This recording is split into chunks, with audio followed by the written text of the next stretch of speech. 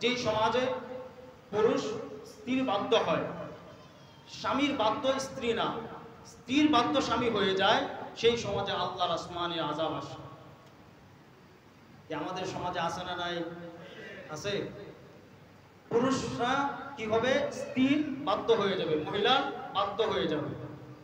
স্বামীর বাধ্য হওয়া একজন মহিলার জন্য, স্বামীর বাধ্য হওয়া স্ত্রীর জন্য ওয়াজিব। স্বামীর বাধ্য হওয়া স্ত্রীর জন্য ওয়াজিব।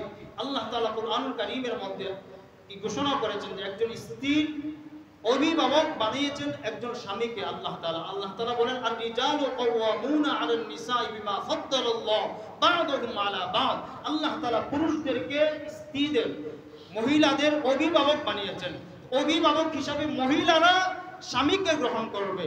আর যেই সমাজে স্বামীরা মহিলাদেরকে অভিভাবক হিসাবে গ্রহণ করে, আল্লাহর কোরআনের এই বিধানকে লঙ্ঘন করে চলে, সেই সমাজে আল্লাহর আসমানের আযাব আসবে আসবে আসবে। তাহলে আমাদের সমাজে এমন অসংখ্য স্বামী স্ত্রী আছে যারা স্বামীকে বলে, এই তুমি বসো, বাসায় শুয়ে থাকো, বাসাটা দেখে রাখো, আমি একটু বাজার করে আসি। আসে না নাই? তুমি আমাকে 10,000 টাকা দাও, আমি মার্কেটে যাব। তুমি মার্কেটে যাবা কেন? তুমি যে শাড়িটা কিনে আনবা সেটাকে আমার পছন্দ হবে। তোমার তো পছন্দ ভালো না, তোমার তো চয়েস ভালো না, আমি যাব, তুমি যাবা কেন? এমন স্ত্রী আছে না নাই? পুরুষও বাধ্য, কিছু বলতেও পারে না, চুপ করে বসে থাকে বাসায়। এমন পুরুষ আমাদের সমাজে আছে না নাই? আরে পুরুষ চিন্তা করে, এত সুন্দরী বউ আমি হারিয়ে যাই, এত সুন্দরী বউ যদি আমার ঘর থেকে চলে যায় তাহলে আমার অবস্থাটা কি হবে? আরে সামান্য সুন্দরী বউ হারানোর ভয়ে তুমি তোমার স্ত্রী বাধ্য হয়ে গেলা, তুমি তোমার স্ত্রীকে অভিভাবক হিসেবে গ্রহণ করলা, অথচ আল্লাহ তাআলার এই সুন্দর জান্নাতকে তুমি হারিয়ে ফেললা, সেই চিন্তাটা একটু করলে না? তুমি যে দায়ুস হয়ে গেল। তোমার স্ত্রীকে তুমি ছেড়ে দিলা মার্কেটে, তোমার স্ত্রীকে তুমি ছেড়ে দিলা মার্কেটে গিয়ে 10 জন 20 জন পুরুষের সাথে অনবরত সে জিনার কাজ করছে, কথা বলছে, অনবরত কথা বলতেছে, প্রেমালাপ চলছে।